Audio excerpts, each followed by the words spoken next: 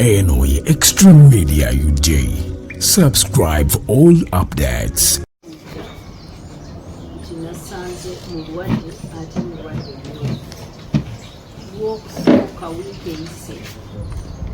Basiba ekomera ebituruzi ama prison bagisiba ne batugamba tujja kukirizibwa okulaba abantu baffe wiiki namba. So nagendayo mangi ne basaba nti munzikirize ndeete emmere kubanga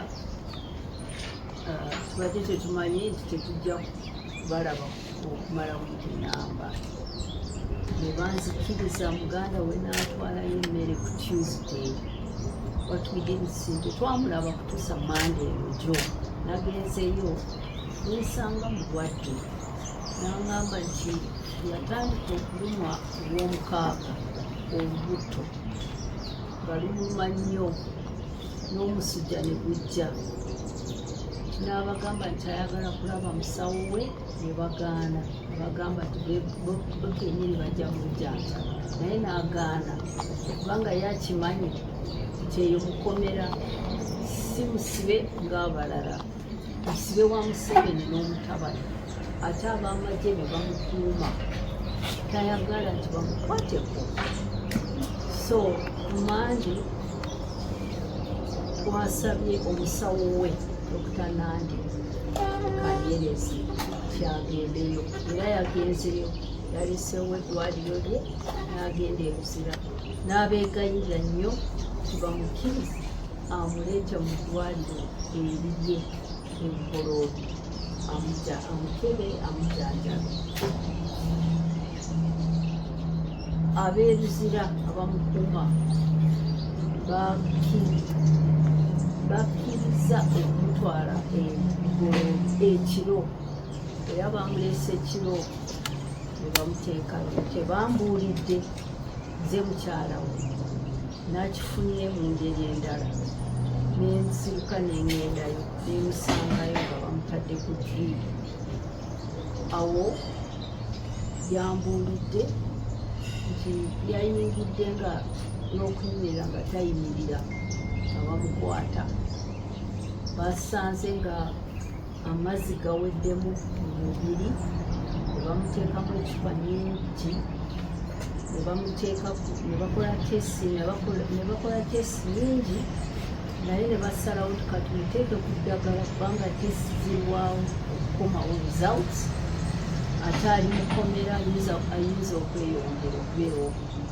So ne bamuteeka ku ddagala lya antibiotics ku drip era namazeeyo essaawa ndowooza nga 3-4 awo mu ddwaliro ne bamukomyayo e Buzira.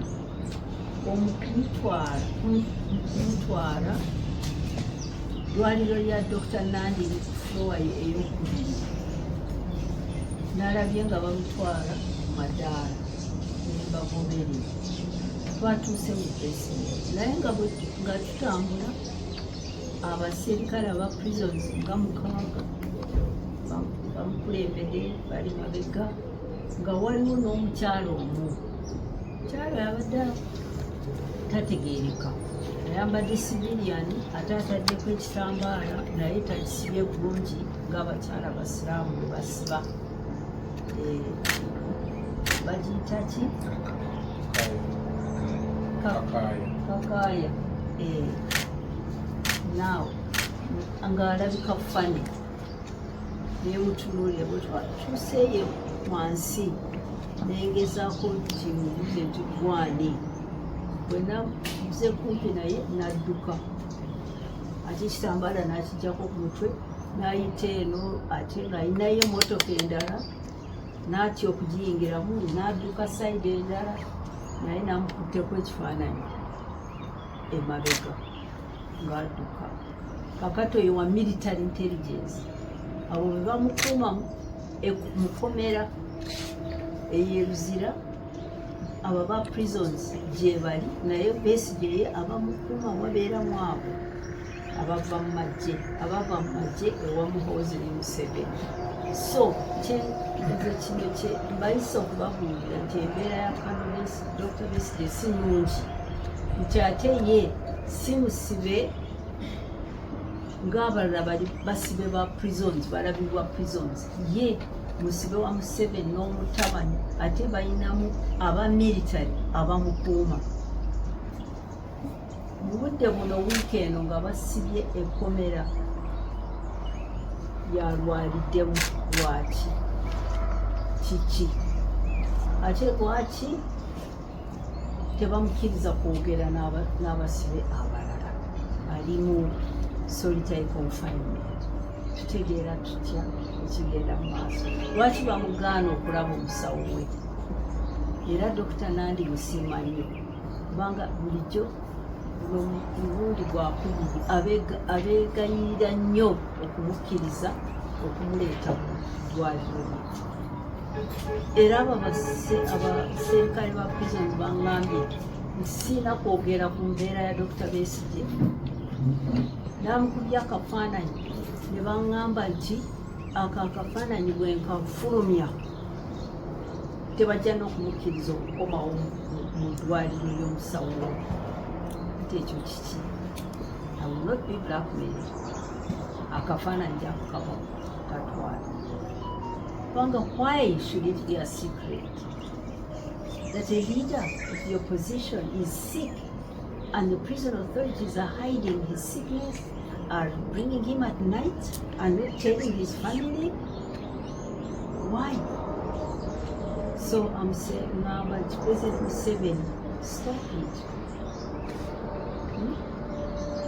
Obuntu bulamu tobuyina Museveni. Ate ekikulu kyenjagala mutegeere, Museveni kino takikola nti mutemu abatemu abo simanyi abanoonya ssente oba kino. Akikola Dr. Besigye kubanga Besigye ategeera pulaani ye gy'alina ku ggwanga lyaffe, ate tagikiriza, ate agiwaanyisa. Besigye yasalawo to oppose him peacefully. Amutya alina pulaani eno emyaka okuteekako omutabani bafuge wamu. Eyo pulaani Besigye tagikiriza, ate agyogeraku, ate agiwaanyisa. Kyekyo kyokka. Bino ebisangosango temuli kantu, si bye bisoose. So ngamba President Museveni, you are exposed. Stop there. Stop there. If oba oyagala okutta Besigye ng'ali mu kkomera, this will not end the resistance to you and your plans. So kyekyo kyembadde njagala okubabuulira amawulire gawa bannayuganda bategeere kiki ekigenda mu maaso. Embeera y'eggwanga gye tulimu si nnungi. Bamulanze nti awangudde akalulu, eyavuganya naye Robert Kyagulanyi yeekwese. Kale ekyo kiki? Ffe abalala ffenna tuli mukazikiza, tetumanyi kigenda mu maaso. Tuwulira abantu battiddwa, enyagutwa, kutambalabwa, tetumanyi kigenda mu maaso. Atusazeewo. Omulala opposition leader ali mu kkomera. Mu wiiki eno yakazikiza mulwadde ali bubi. Ekyo kiki? Buno obuwanguzi ki? Siraba ajaguza. President Museveni mugamba free Besigye, free Uganda, retire.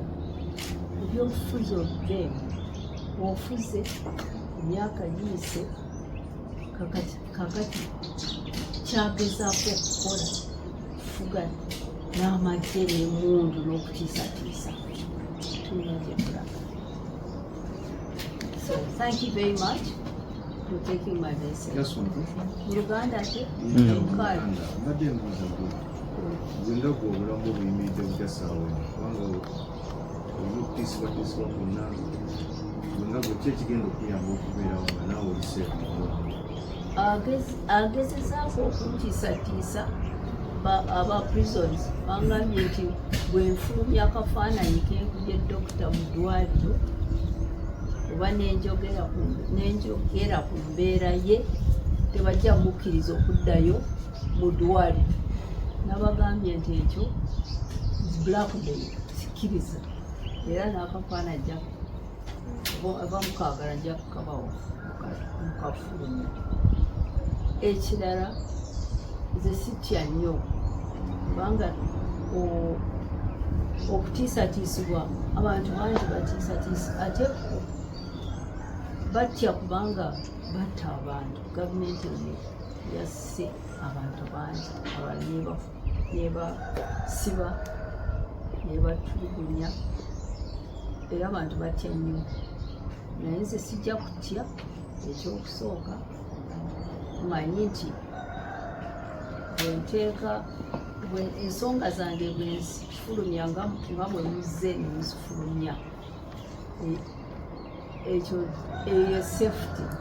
Sina safety endala, sina muntu ndi wano nzekka. Naye manyi nti mmwe bwemufulumya ebigambo byange nabo bajja kutya. Olaba bwe baagala okukola ebibi bateeka mu kazikiza, darkness, basalawo internet, batusalawo because they fear. The guilty are afraid. Nze sitya because I'm not guilty. Bye mbabulira byonna bya mazima.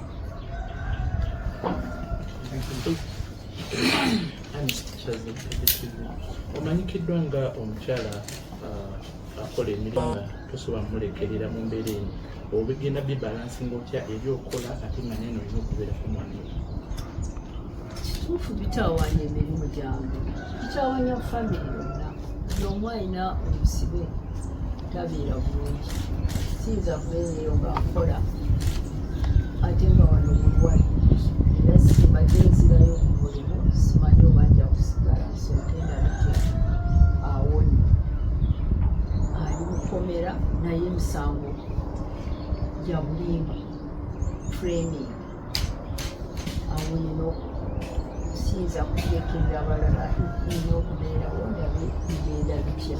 So emirimu gyange tegigenda bulungi, naye kirungi kukola n'abantu abakugu emirimu gyabwe. Nze mbakulira naye bamanyi okukola emirimu gyabwe basiiwe. Ate ekirala nkolera kitongole kya UN tunyumirira ku human rights, twe custodians ba human rights. Bwe mba ndwanira mwami wange bakitegeera nti era nina okumulwanira. Naye bitawaanya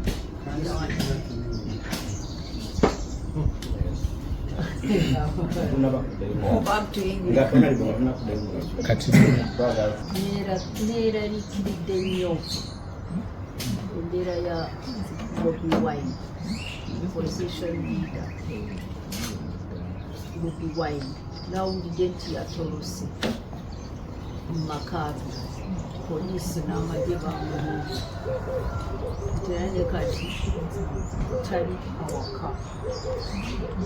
Kinema nnyo naffe bwe tutyo bwe twali Besigye ng'ayimiridde nga batusarawundinga bamukwata. Agume agezeeko ensonga ze kuzifulumya mu bamawulire nga nze. Sefute ye eri mu bannayuganda, ffe tujja kumukuuma. Agume anywere kubanga abantu nabo batiisa. Abantu abawagizi bangi nnyo abali eyo mu nsiko nabo beekwese, bala bali mukomera. Badepute be babiri bamanyi abakyala, deputies northern ne western bali mukomera, tetumanyi na gye bali. So I'm worried about him, but through you I'm saying be strong, be firm. I stand with you in solidarity and you overcome. Olina kyewayogeddeko ekya sipiika Oyo mubbi w'amabaati. amateeka ge bagenda okuleeta mu paalamenti okuba nti oba pulezidenti bamulondera mu palamenti ne pulezidenti Museveni okuhanding over pate ye eri mutabani we mu Luganda okamisinza tukatwa mu Luganda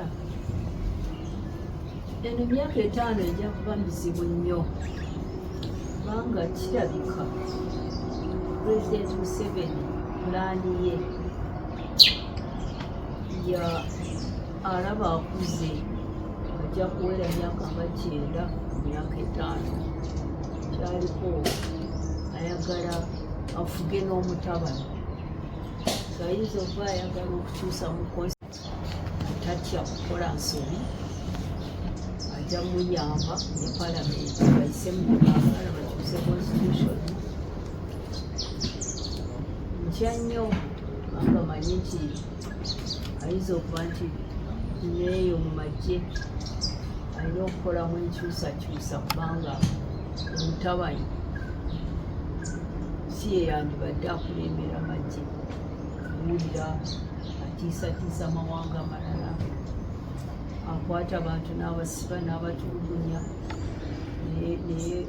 neyewaana publicly nga kyeyakola oyo musajja mutwe n'abala ne Besigye yagamba nti ye Besigye agenda asazeewo ekifo mwagenda okumutira era tuliize yajja okutta Besigye yasalawo so omuntu ng'oyo okufuga amagye n'afuga eggwanga kitiisa nnyo naye ayina pulaani ze gino emyaka 5 era kyoba olaba nti Besigye amutawaanya kuba Besigye abyogerera agaanye ajja kumobilizinga abantu mu ngeri y'eddembe si masasi abirwanyise kyaba ayagala nti aveewo asobole kukola pulaani Pulezidenti Museveni tumutegeera bulungi pulaani ze si nnungi zemulabula ng'omuntu mukulu mu Uganda n'emyaka kakati 7 kugamba nti yimiriza pulaani ze yerowoozemu byokoze obikoze siibula okuwa echansi okuwa leadership empya mu ddembe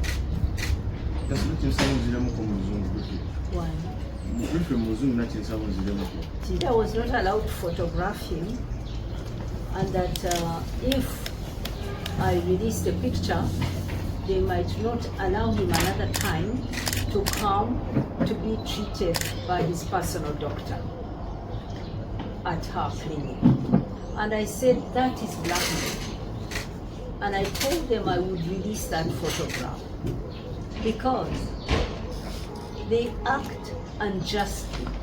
Their rules are unjust. They secretly, first they refused for him to be treated by his personal doctor. He deteriorated. 3 days later, at a lot of negotiation, they brought him secretly at night. I said, I will not respect you. I will release the picture because that is the only weapon I have to put you out in the public for the things that you do that are wrong, that are illegal. Besigye is being guarded by military men in Luzira. That's illegal. They do not tell his next of kin. They smuggle him to the clinic at night after 3 days of suffering. And they expect me not to release his picture. I'm also releasing it because those criminals in that system have been circulating a fake video of Dr. Besigye lying on a bed, looking like he's about to die, with a drip on him and I next to him. That is AI. That is fake. So I will release this picture because it's a real one from me. I took it myself.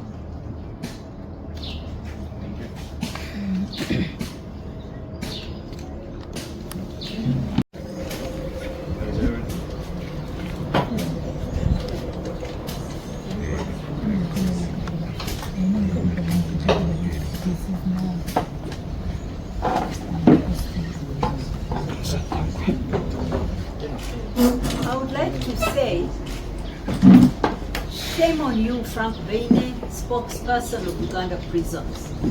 Shame on you for lying that Dr. Kizza Besigye is not ill. I've just seen your statement, prison authorities denying that Dr. Kizza Besigye is not ill. Dr. Kizza Besigye is ill and is seriously ill. Last night, I saw him. You smuggled him to the clinic of Dr. Nandi Kanyerezi after she pleaded with you to have him at her clinic. You did not inform me. I am his next of kin. I found out in my own way and rushed there and found him there, shaking, unable to hold himself up. He was rehydrated. He was put on antibiotics. Tests were done, and they have asked to see him again today for review. And you could not confirm to me that you would bring him back today for review. And now here you are lying that the party is not, denying that he is not ill. Dr. Besigye is seriously ill. And we demand President Museveni to drop those trumped up charges and free Dr. Kizza Besigye, to stop opposing his bail application, to allow him to come home, to be looked after at home. This is wickedness. This is awful. I condemn the prison authorities for lying that Dr. Besigye is not ill. I challenge them to come forward and tell us that he was not in hospital last night. Luganda. In response to Winnie's letter, that Baina one is Dr. Besigye. Ababa prisons baswaza nnyo. Nkimanyi nti Besigye si musibe waabwe. Museveni ye yakutte Besigye. Besigye musibe wa Museveni n'omutabani. Era eyo mukomera ebizira ab'amagye be bamukuuma. Bali eyo mukomera bambadde civilian naye be bakuuma Besigye. Kubanga ye Museveni ye yakwata Besigye. Ayagala afiire mu kkomera. Naye mu aba prisons muleke okukozesebwa, mukolere ku mateeka, muleke okulimba nti Besigye si mulwadde ate nga mwamututte kiro mu ddwaliro lya Dr. Kanyerezi ng'abeegayiridde nti alabe omulwadde we, era namusanzeyo temwambuulidde. Nafunye information n'entuukayo n'emusangayo nga mulwadde nnyo. Mukimanyi ate Dr. Kanyerezi yabasabye nti ayagala mulabe olwaleero mumukomyewo. Ne mbabuuza munaamukomyawo ne mungamba nti temusobola kumbuulira, ekyo kyabakulu nnyo. Nti ate bwe nfulumya amawulire nti Besigye mulwadde temuyinza n'okutamukomyawo. Bwe mutyo bwemumbuuliddemu aba prisons. Shame on you. Mukolere mu mateeka. Nkimanyi nti Museveni n'omutabani balina pulaani yaabwe mbi nnyo, bakozesa magye, naye naamwe mukole omulimu omutuufu. Oba mufunamu ebizibu okukolera mu mateeka, naamwe mukikole ng'Abannayuganda. Mukolere ku mateeka, si kulimba, muleme kulimba abantu. Thank you so much. Sessions could work out. Negotiate what with him? I'm sorry. I'm not in a mood to answer the same silly question. Have you tried to talk to Museveni? Is that an angle now that you need to be taking? I'm talking to him right here through you.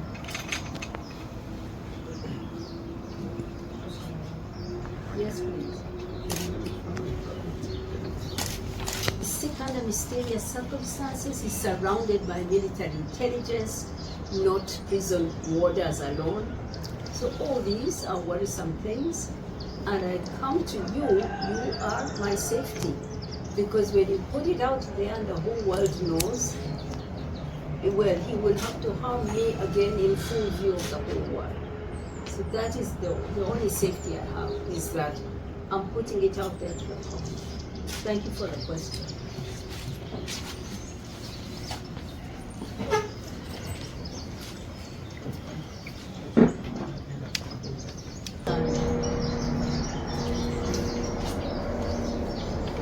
What good can come out of darkness? We were put in total darkness, cut off, and for 4 days, didn't know what was going on in the country. When he was declared winner, we are partially brought back because we still didn't have, I can't talk on WhatsApp, I can't talk to my office in Switzerland, I can't talk to my family. We're still cut off in many ways. And within that time, we've had worrisome stories of presidential candidate Chagulanyi escaping from his home. I don't know whether he's been found or he's returned to his home. He's in hiding. The other opposition leader is held in jail and is now very sick. Within this week, when they shut us off and closed the prison, he falls sick. He's been guarded by the military. So all these are not what you expect to get. And then people killed. We had people killed in Mutambala. We had people killed. And all we get from President Museveni is that they are terrorists. They are terrorists. Has been his main strategy, that those who oppose him legitimately through elections in the parliament sooner or later are criminalized. Like Dr. Besigye, who's been in and out of prison for all kinds of trumped up charges. This is the state of democracy in our country. I'm sad about it. Because when I was young, I was among those who dropped what we're doing. I was pursuing a PhD program and went to turn our country around, to make it a democracy, to make it a just country, to make it a country where everyone has their fair chance to live a good life. But here we are. After an election, someone declares himself a winner, nobody celebrates. People are in hiding, his opposition is in hiding or in prison. What kind of victory is that? It's hollow. It's not real. Yes, we don't think so. I think Ugandans are in a very long struggle getting someone who was once a freedom fighter who's turned into a dictator and getting ourselves free from dictatorship, a 40-year dictatorship. It's not easy. It's not easy, and it hasn't been easy for Besigye. It isn't easy for others. I know many who have died in this struggle. I know many who've lost everything in this struggle. I was here on Sunday with many families, very ordinary, poor people, for whom the breadwinner was snatched from them violently and has never been seen again. People have paid with their lives, the ultimate price. So no, I don't think so. I think Ugandans are struggling, and he's one among them.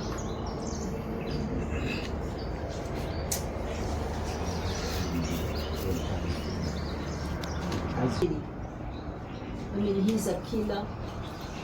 He went out proudly and said, I have got Mutwe in my basement. I'm teaching him Nyankwen. I've shaved his head. He's cruel.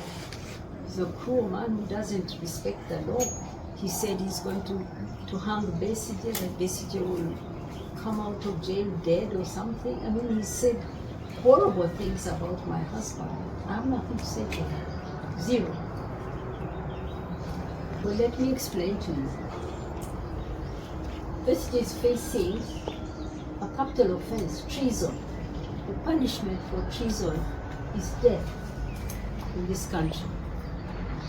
even if you are accused of a smaller crime, the duty of your lawyers is to defend you. And defending you means scrutinizing every step of the process and putting it to question against the law and the Constitution.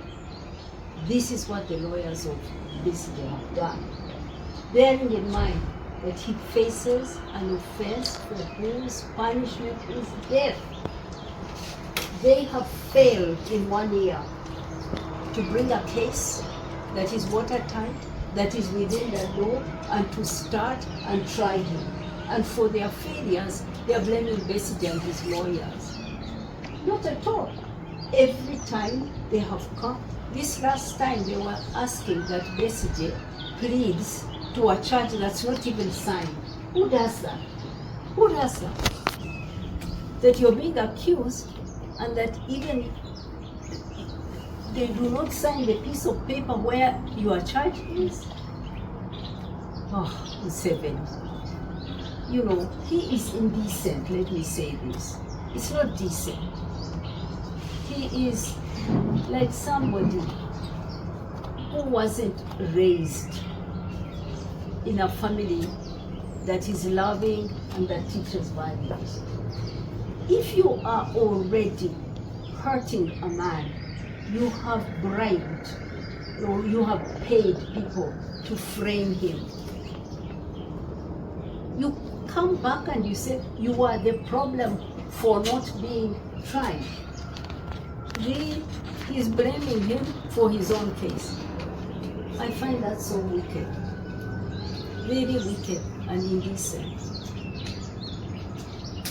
Abalungi abatuuliriza era abatulaba olunaku olwaleero tukyaddeko ewa Sheikh Asiraf Dembe. Sebo sanyusa okubalaba amannya agange Seeka Asiraf Dembe akola ku bizibu by'enjawulo. Omuntu singa aba alina ebirwadde tumusomereddwa, tumuwa amazzi ga lukuya nga bw'obadde ogalaba, tugenda abantu ku kyoto ne twokya emizimu emibi egibabaamu n'okulomba edduwa. Abantu singa abeera ng'ali wano atuuse sobola okumulombera edduwa, ne waba atatuuse nga mpadde amannya ge naye ng'ali wala. Neetaase enamba yange yeeno eri 0707363711. Nammwe bannyinaffe abali ebweru oyagala okuba nti oyagala okulombera ku dduwa ng'olina ebizibu, viza zibuze, amaka gakolongotana, sente zikola zimpita mu ngalo, ojja kumpeereza ekifaananyi kyo n'amannya go, ebyo byokka bijja kummala. Nja kukulombera edduwa, ojja kutereera. Olunaku olusembayo mu mwezi mba n'edduwa eyawamu ffenna n'abalwadde bange abakadde n'abapya. Salaamu alaikum warahmatullahi wabarakatuh.